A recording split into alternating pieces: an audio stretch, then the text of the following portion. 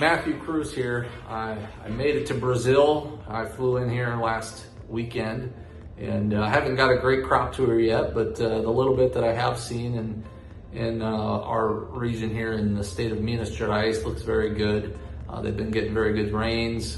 We just finished planting on Thanksgiving Day, actually, on our family farm here. And so everything was planned within the ideal window, and overall things continue to look very good in Brazil. Looking into this first week of December, there seems to be pretty adequate rainfall in most major growing regions.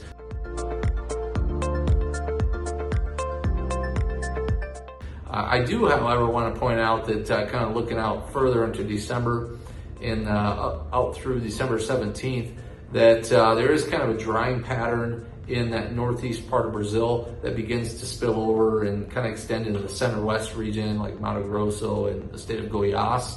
Now, that's a little bit further out. Sometimes the weather forecasts aren't near as accurate the more you go out, but I think if that were to continue, that might maybe provide a little bit of a rally to the market, because we've been kind of dancing around, bouncing off this support level in January beans at like 976, and we really need that support to hold. Now it's still early, that we don't know how solid this dry pattern is and what that means yet, but December and January are still pretty critical growing months in Brazil. And so they need solid rainfall kind of continue through December and all of January, depending on where you're at in Brazil.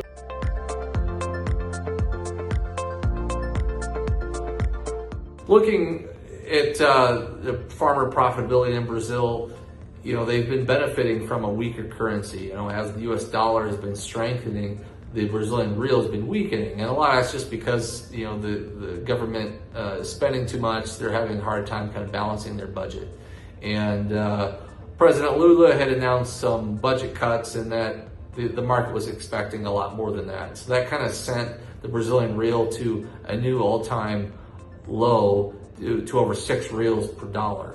Now that's actually probably more of a good thing for Brazilian farmers, because soybeans are a globalized, dollarized commodity, and so they receive more in local currency for the soybeans than they would otherwise at a stronger currency. And so that's provided a little bit of a boost to local bids here. And I want to say that the prices have probably rallied close to 40% off of their annual lows here in 2024, and so they're finally peeking their head above where profitability here is in Brazil. And I don't think you'll see any major change in soybean acres because of that, because they're pretty much done on the tail end of planting. But it could incentivize farmers here to want to maximize the second crop corn acres, just because prices have rebounded quite a bit.